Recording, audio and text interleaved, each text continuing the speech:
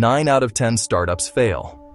This is not just a catchy phrase. It is a statistical reality that hangs over Silicon Valley and every other hub of innovation. It is the sobering, cold water thrown on the fiery optimism of every new founder. This number represents a vast graveyard of ideas, of late nights fueled by coffee and ambition, and of teams that truly believed they were building the next big thing. The question that should haunt every aspiring entrepreneur is not if most startups fail, but why. Understanding the reasons is the first, most critical step toward avoiding the same fate. It is the beginning of wisdom in a field where naivete is expensive. We see this pattern constantly. A bright team comes to us with an exciting idea. They have a sleek presentation and a genuine passion for their project.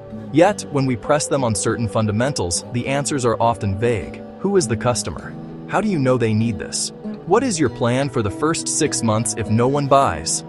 The silence that follows these questions is often more telling than any business plan. The failure of a startup is rarely a single catastrophic event. Instead, it is a slow bleed, a death by 1,000 unexamined assumptions and ignored truths that accumulate over time.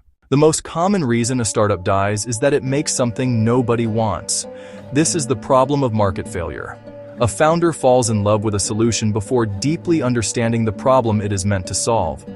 The team works in isolation, perfecting features for a hypothetical user who does not exist in the real world. They build a beautiful, elegant product that generates polite compliments, but no credit card numbers. The market is the ultimate arbiter of value.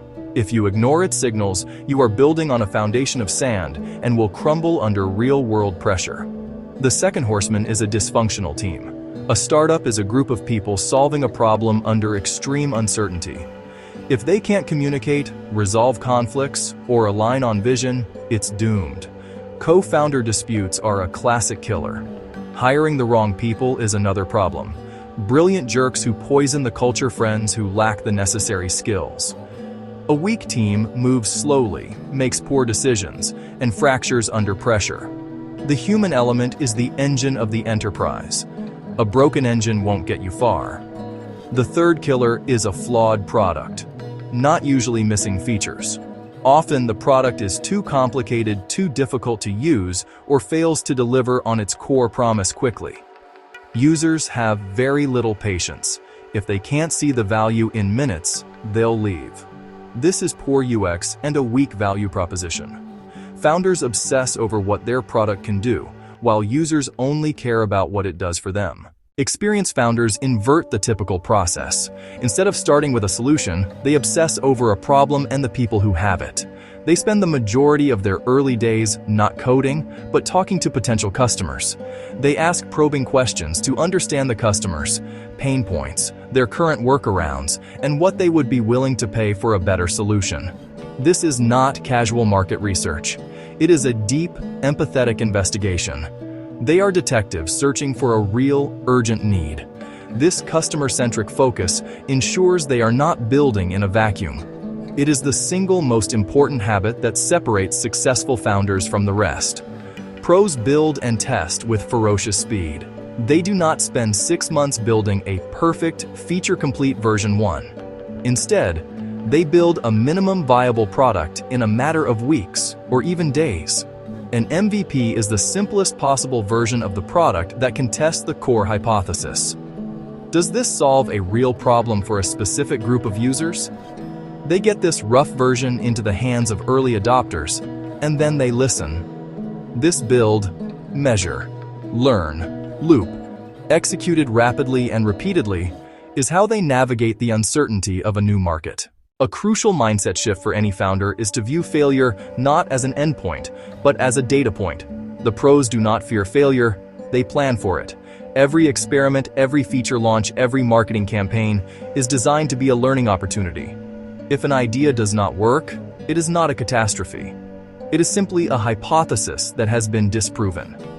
Fail fast. Fail cheap. Extract the maximum amount of learning from the experience. This scientific approach to company building removes ego and emotion from setbacks and reframes them as necessary steps on the path to finding what works. This concept is embodied in the idea of the pivot. A pivot is a structured course correction based on what you have learned. This is the ultimate hedge against startup uncertainty. In summary, the high failure rate of startups is not a mystery. Most fail for a handful of predictable reasons. They build something for a non-existent market, the team implodes, the product is confusing, or they mismanage their cash. Serial entrepreneurs, however, have learned to drive around them. They do this by starting with an obsessive focus on the customer, building and testing in rapid cycles, hiring with extreme discipline, and treating money as a finite resource to be spent on learning. They embrace failure as an essential part of the process. The journey of building a company is long and fraught with challenges, but you do not have to walk it blind. Do it now. Start there.